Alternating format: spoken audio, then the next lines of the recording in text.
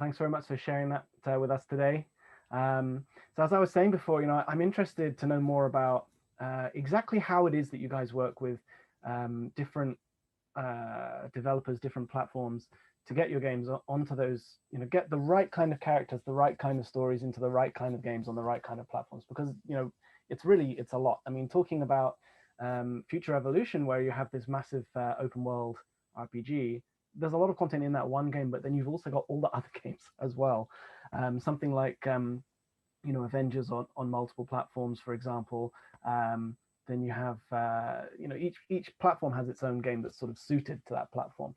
So in terms of picking characters, picking stories, picking locations from the Marvel universe, how do you decide what content goes into what games, which partners to work with for those games, and keeping everything consistent in terms of quality, in terms of lore? Yeah, think of our team like programmers in a network show. We know what the upcoming events way in the future from different line of business at Marvel, and we know what the characters are, what the locations are, and also we work with the developers, what they are passionate about, right? If we are making, for example, Avengers game or Marvel Super War, it's like, hey, who are your favorite characters that you want to tell the story about? Then from there, we work together to kind of determine the character rosters and, which is for launch and which one is for like continuation of the story, to kind of evenly pace it out. Depends on the games as well. We also have to ensure all the characters are well represented in terms of like diversity. How would they look when you put them all together? And in terms of different families of characters, it's like, if this is an Avengers game, sure, we want Avengers in the game. But if this is like a general Marvel Universe games, like we would like different character representation, like from the Guardians, from Avengers, from Fantastic Four, from X-Men. Like we have so many families of representation in the game. And then also we have to match the characters with the skills that the creators and game developers wanted for their gameplay purposes, right? It's like, hey, give me a tank. So we're like, okay, we have a lot of tank looking character or a fighter looking character, but what do you really want? Like, so we drill down to like, SWAT base, spear base, magical base, tank. It's like, what is a magical base tank, right? It's like, hey, can Doctor Strange be a tank? Sure, if you have a giant shield in front of him at all time, like that kind of creativity, we work with them all the time. And Super War has so many of this type of skill-based requirement for characters, and it's been very, very interesting to work with them, how to interpret our characters and match it with the skills they want for their mobile title. I mean, I would guess probably part of your job also is with all these games going on at once, making sure that each game is sufficiently, different, and that the timing is different, that they're not stepping on each other's toes, and that you don't see, two games that are really similar coming out at the same time. Is that something? Yeah, yeah, our team have to do that, especially our business team. They look at the portfolio, we plan out ahead. We really don't like similar game that comes and collide to each other, and then we also want to space them out. So you will never find us launching 2 games on the same day, that kind of stuff. And it's been working well for the last 5 years. And of course, in the game development, things changes all the time, due to whatever circumstances. It's game development. And then we have to, just like any network programming TV show, like we have to reprogram everybody's timeline and stuff. And that has been a very interesting but very rewarding when it's done right. Sure. I mean, it's something that, not only with games, but Marvel has become very strong at across all of its different outlets, with movies as well, and even comics. Exactly. Having not competing, but complementary storylines going on across different. Yeah, I would say it's a very complementary relationship. So I believe you mentioned Marvel Super War just now, which is a game made together with NetEase Games on mobile. And I believe you have an exclusive clip for us to see right now. Would you like to tell us a little bit about that? Yes, in the interest of continuing increased representation in the Asia region, today we want to show you for the first time ever Wave's debut in Marvel Super War. Awesome. Let's check out the video. All right.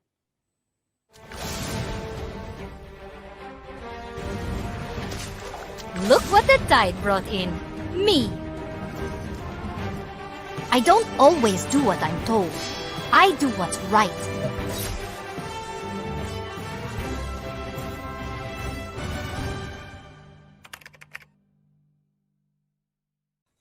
That was a cool clip. Thanks for sharing that. Yeah, you're welcome. Danny, so Wave is a character from the Philippines, which takes us nicely into our next topic, which is, you touched on it a little bit already, but getting more diversity into your games. I mean, Marvel has been doing this not only with games, of course, but with all of its media. But in particular, with you, being focused on Asia yourself, and we have Wave. We also have other characters such as the Warriors of the Sky characters, which I believe you were involved with, and Kestrel and various other characters, that are from here in Asia. So how do you go about that? So some of these characters maybe are being, created specifically for a particular comic or a particular game, a particular property. Other characters are being pulled in, that already existed in the Marvel universe. What's your kind of day-to-day, going about bringing those characters into a new era of Marvel games? Yeah, so it's all about timing and developer availability. I think we really hit our stride when we first started creating our Marvel first K-pop superhero Luna Snow with Netmarble. And when we created that, it seemed like it's very well received. It's the first South Korean representation properly come from the game side. And if you look at Luna, and she transitioned from the game into the comics called Agents of Atlas, which is written by Greg Pak. And in Agent of Atlas, Korea was getting invaded by hell, if you will. In the same comic as well, Wave debut from the Philippines. So this is like a global event, and we know that Wave is gonna come out in that issue, and we thought, hey, they are a team, team of like Asia superheroes coming together to save the the Asia corner of the world. We took Wave and debut her in Marvel Future Fight as well, and it was very, very well received. And so we know that Marvel fans in Asia really like content that represent themselves as well. So I am daily, every day talking to developers and find ways to introduce all these characters into different games, so that everyone can get a taste of what diversity means to them. And in celebration of Asian Heritage Month this month, it is also important to highlight creators from the Asian community, especially studios that is as good as the Western development strength as well in terms of presentation, graphic presentation, technology execution, and all that good stuff. How do you guys go about making sure that those characters remain authentic and it's not just a sort of a Western take on what Asian characters might look like, but actually making sure that they ring true? Yeah, so like when we created the Luna Snow, Crescent, and Ayo, we work with locals in Korea. They're from there, and we do research into some lore and local culture. We also have the Disney organization in Asia that have people that can help us, give us their opinions and feedback about what resonates and what doesn't resonate, or what is taboo. It's like, hey, you shouldn't do that. This is considered bad in Asia, that kind of stuff. So we are very, very careful about that. We just so far all the Asian characters are being done, with Asian creators. And of course, we recently have Kestrel. She's also Malaysian born as well, but she's like a scientist working with NASA, and so she moved to the US. So I kind of related to that as well, as born in Malaysia and kind of immigrate to the US as well. So that kind of authentic story that we want to tell as well as presenting characters representation from Asia. Yeah, I think that's an important distinction as well, because obviously, you know, in the modern world, people do move around. I mean, I'm from England, I live in Japan, and you know, you're from Malaysia, you're living in the States, right? And Right. you know, people do move around in that way, and especially, you know, there are Asian communities all around the world, and so seeing that kind of, you know, it's not just a Malaysian character who's in Malaysia and or that kind of thing, but to see a Malaysian character who, yeah, maybe she grew up in the States, maybe she's been there for a while, which gives you another kind of sort of slightly sort of a variation on what that identity means. It's nice to see that reflected in Marvel's media. Yeah, I thought it was interesting too, because you know, superhero transcends, you know, countries, if you will. You know, it's a global phenomenon. It's like, you know, there's a hero in everybody, right? No matter where you are. And you know, we put the human in superhero, right? So the human elements we still need to retain no matter what. Okay, and another sort of on a similar kind of theme, another character I'd like to touch on is Kamala Khan, Ms. Marvel. She was a character that, you know, was sort of repurposed in the comics more recently as a Muslim character who grew up in the States from Pakistani descent. And you know, she hadn't yet been introduced on the screen yet. She hadn't been in the movie. There is a TV show coming up, I believe, in the near future on Disney Plus. But we haven't actually seen her that much in action outside of the comics. But there she was in the Avengers game as the main character in the solo campaign of that game, which I thought was a great choice for several reasons. One, because she's a really interesting character, and you know, personally, as someone who grew up in London, which is quite a diverse city, she reminded me of a lot of people I know, and I actually felt quite a strong connection in that way. But also because, you know, because she's a character who's kind of a fangirl of the Avengers, it's a good way to get you into an Avengers game storyline. But also, she hasn't really been on screen yet, and so having a game like the Avengers, the Square Enix's Avengers by Crystal Dynamics, which is obviously very sort of cutscene heavy. There's a lot of movies within the game that gives you a sort of cinematic storytelling, but they don't have to worry about repeating what's been shown in the movies because she hasn't been on screen yet. So I thought it was a really, really inspired choice to lead that game. Can you talk a little bit about how that came together? Yeah, it was discussed at length. You know, Kamala's presence in a single player campaign is very, very intentional. From the very beginning, she is a focal point. Since the announcement trailer, if you remember back then, that's just I believe it was just a shield, and then this Mjolnir, and it was just Kamala's voice. If you remember her voice, that's right. That's right. And everyone's like, who is that girl, right? You know, her role as a lead POV character, right? It served really well as a narrative, you know, created by the team at Crystal Dynamics. You know, of course, in collaboration with us as well. You know, she is the ultimate Avenger fangirl, and because of her fanaticism, served her well in her journey to help her reconcile or even reassemble the Avengers team. Like, she is like the perfect cast, and you know, Kamala is just like she embodies the spirit, like all of us, like, you know, every Marvel fan who just wants to, you know, get the band back together.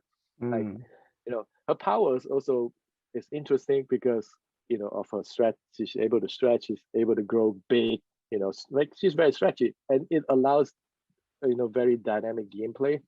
So she was natural choice for a character that player would spend a lot of time playing as. You know, and also it helps that, you know, Sandra Sard, you know, did a very good job in portraying both like the teenager Kamala and also, you know, the preteen Kamala as well. What else have we got to look out for this year coming from Marvel games? So of course we have Marvel Future Revolution is going to launch globally. We haven't announced the date yet. It's still hush hush, but it will come. You can tell us. Why don't you just? I can guarantee you. And then also we have Marvel Super War launching in China as well, and we haven't told anyone about the release date. Right now is undergoing closed beta tests. It's been going well, and please look forward to that in China. And of course, as you mentioned, the big Wakanda content coming to Marvel's Avengers soon. And we do have some tricks up our sleeve. Please watch out for them at E3 because there are a lot of stuff that we have not revealed yet. Again, you're welcome to tell us all about it right now. We are the House of Secrets. That's right. Yeah. I suppose since we have just a couple minutes left, how do you keep all this stuff secret? I mean, there's obviously, you're a professional person is the answer, I'm sure, but when you've got all of this stuff and it's so exciting, and I'm sure you get bombarded with questions from all around all the time, is it hard to sometimes just say, oh, I can't talk about that yet? How do you keep that stuff to yourself? Yeah, the natural instinct is to I want to tell you everything that happened at all times. Now, having worked in the industry for so long, like over 17 years, 18 years now, you kind of get a sense. It's like, hey, when you have the right time to tell fans, it will be a pleasant surprise for them, an emotional surprise for them. If we are about to leak some stuff, it will ruin the surprise and they're no longer excited. And we want this to be, as exciting as possible. And we want to keep the pacing throughout the year and not announcing everything all at once at one go. Marvel IP is popular, around the world. We have the comics, we have the movies, we have the TV shows, we have the games, and there's so much activity going on the entire year. Yeah. There are a bunch of rumors that's floating around, and we don't address rumors at all. And I feel like having us keeping this secret until the right time is always the best way to go. And it's a shock and awe tactics. Wow, I can't believe you did this, right? Excellent. Yeah, that's a very good diplomatic answer. So Danny, I think we're out of time. Thank you so much for this chat today. I really enjoyed it. I wish we could chat for much longer. I think there's going to be a Q&A, a live Q&A after this. So we'll get to chat a little bit more. All right, let's go chat with the audience. Exactly. But for everyone who's watched up until now, Danny Koob, Director of Production at Marvel Games. I'm Daniel Robson at IGN Japan. Thanks for joining us at Gamescom Asia's Games Market Bootcamp Malaysia for this Marvel Games Fireside Chat. And we're waiting for your questions. Let's go. Let's go.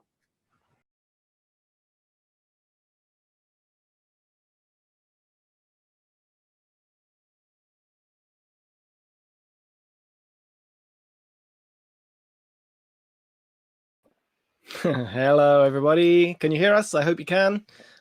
I hope you enjoyed. Yes. Everyone, can you hear us now? Maybe. Yeah. I hope you guys enjoyed the panel. Yeah. And someone tell us that you can hear us. All right. Awesome. Fantastic. Awesome. I think we're good. I think we're good, Danny. Everyone, we're going to take questions now for about 10 minutes.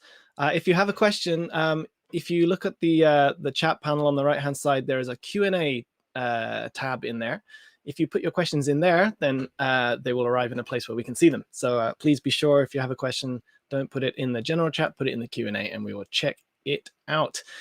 Danny, shall we crush through some of these questions that we've accumulated? What do you think? All right, let's do it. Awesome. So I think that the first one, let's get this one. I know this is a question that you're very keen to answer as quickly as possible from Gabrielle Guzman. When will Marvel Super War be released globally? Yep, currently Marvel Super War is only for Asia. We have no plans for global at this time. Sorry about that, Gabrielle. On a similar note, when will Marvel Future Revolution launch? We've seen a lot of questions about this, not only in the chat today, but on your Twitter for the last week and a half. Do you have an answer? I feel like this for the last 10 years they've been asking me that.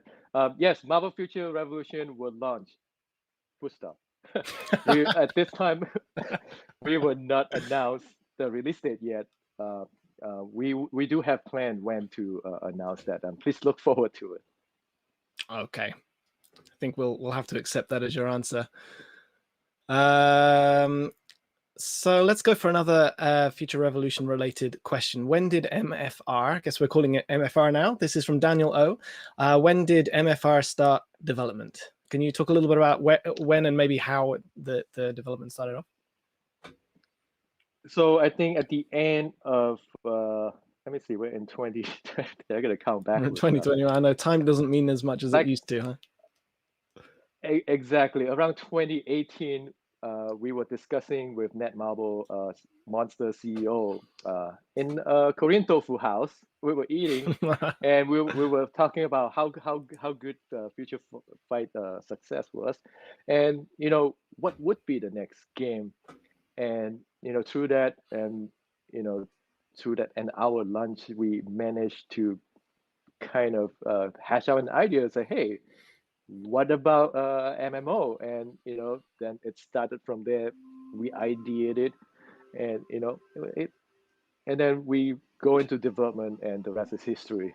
And fast track to today, and we're gonna present this game globally to all the gamers. Awesome. Let's see, where should we go next? How about BB Drake would like to know, are we going to see more X-Men heroes like Cyclops, Wolverine, and Psylocke in Marvel's Super War in the future? Yes. Marvel Super War is a Marvel Universe title. It's going to consist of a lot of your favorites. And yes, I can see them coming in the future. But that's not confirming a particular character coming in the future, just to put it out. It's not saying necessarily Cyclops and/or Wolverine and/or Psylocke, but some X-Men heroes. Yeah, okay. And by future, you mean sure. Exactly which date? After today. After today. That's still forever. Good answer. Good answer. Okay, let's see. I was about to ask another question, then I noticed it's from the same person, so maybe we'll come back to that one shortly. How about this one then? This is also from Daniel O, but will some villains be playable in MFR? At this point in time, you have seen a lot of villains out there.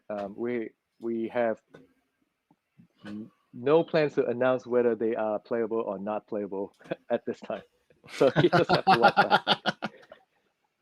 Thanks, so diplomatic. Daniel. So diplomatic. I hope I'm pronouncing this right. From Aguinaldo Jr. Will Marvel Future Revolution be more or less like DC Universe Online? It's not like DC Universe Online at all. First of all, it's a different IP. Marvel, we are Marvel and DC. They have their respective IP. We have our own. It's an own unique title that I think no one has ever played before. It's ambitious. It's Marvel's first open world, action RPG on the mobile devices. So you have not seen this before, and I'm excited, and I can't wait to get this out to players' hands. So you're basically saying that Superman is in it or isn't in it? Absolutely not. Okay. From Riz Regent. Riz Regent asks, Oki, tough question, but why MOBA? There are many MOBAs that have failed, including produced by AAA. So what is the uniqueness of your MOBA? So we love to collaborate with different top-tier talented developers that are strong in their respective genre. And in this case, we have Marvel Super War, which is a MOBA title. The developer NetEase, one of their studios, is actually behind the development of Omiyoji Arena, which is a quite successful mobile game, in China and in Asia as well. It's being played by a lot of players, and when we collaborate, we can also tell they are very enthusiastic about the Marvel universe, and it's a perfect match for us to meet such intense passion creators. So this is how we partner with them to make this mobile title to serve players who like that kind of game. in that region. Okay. Thank you. There was a question that I saw earlier in the chat. It's not here in the questions list, and I'm just looking for it now. So I'm not quite sure who asked it, but somebody asked, hey, wouldn't it be nice to see a Malaysian superhero? Yes, we do have Yeah. 2 so far. The first one is a debut in Marvel Future Fight called Sunbird. I think you have a poster. I can't. I'm not sure. I think it's right? been just cropped out of frame when I went to great lengths to put that up for today. Right. But, yeah, so sorry, the first one was maybe I'll Sunbird, pull it down. the debut in Future Fight, and then the second one is a recently debut in Marvel Strike Force by the name of Castro. Yeah, there you go, Sunbird. There you go. There you go. That's a Malaysian superhero. Did that answer? I think that would answer the question. Yeah. I hope so. And of course, we just we saw a little bit from Kestrel just now. As well in our during our fireside chat. So yeah, there's definitely a couple in there, and from other parts of Southeast Asia as well. It's definitely nice to see the roster becoming, filling up from all over the world. Let's see, what else have we got here?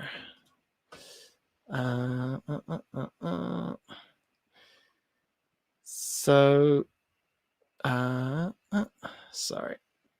Let's see. What this is from Ziandi Uul. I'm sorry if I'm mispronouncing that. What do you think is the main challenge of developing characters and content that mainly caters to the Asian community?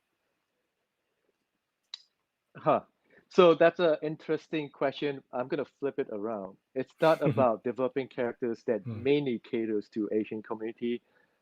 Any creator would want to cater to have the impact globally, right? But you want to tell the story from a point of view of Asian community, which is usually underrepresented in a lot of Western media. And by elevating characters with stories and background that comes from, from the Asian communities, such as in Southeast Asia or Greater Asia, I think we can actually also help represent the voices from there and help new generation of superhero lovers to appreciate it, and they can see themselves in that too.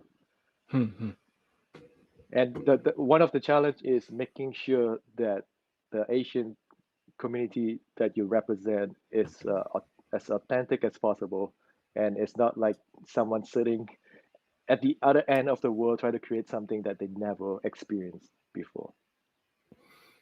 Thank you. Okay, and it sounds like we have time for just one more question. I had already highlighted one, so I think maybe we'll go with this one. The first part of the question we've just answered, but the second part. So this is from Wayne Ng. He says, thanks to both for the fantastic sharing. The first part of the question was, any plans to see more fleshed out stories for Asian characters in Marvel games, which I think we've kind of touched on, but also, what excites you the most when a studio comes to pitch an exciting new game in the Marvel game universe? So all these different publishers, developers come to Marvel games. We want to make game X. What's the thing that grabs you? The thing that grabs me, number one, is how passionate they are, and you realize different creators, like even big names, they have done such fantastic AAA stuff, and when they come here and when they pitch Marvel games, you expect them to pitch along the same thing, but they turn it around and give you complete something different and wow you. They will like, wow, that's actually pretty cool, right? At Marvel Games, we are all gamers, we are all Marvel IP fans as well. Having such an honor to be able to, meet different caliber and talents and able to like talk with them. What else can we make in the Marvel universe that excite fans around the world? And that's what excites me the most. Awesome. Danny, I think we're out of time. Everyone, thank you so much for your questions. Thanks for watching this far. Danny, thank you. It's been really nice to to those Marvel fans who will take this conversation. Continue in the chat. Absolutely. So there are lots of questions left. Yeah, maybe Danny, if you have time, you're welcome to go and reply to some of them by text if that's something you have time to do. And I think we're going to pass back to Yuval in a moment. Everyone, yeah, thanks very much. It's been really nice to be able to join you all virtually in Malaysia today. Bye-bye. Me too. Thanks for the invite. Bye. Thank you, Danny and Daniel. And as everyone said, don't go, Danny, don't go. You should stay for more. But that's maybe one of the reasons that hopefully in gamescom Asia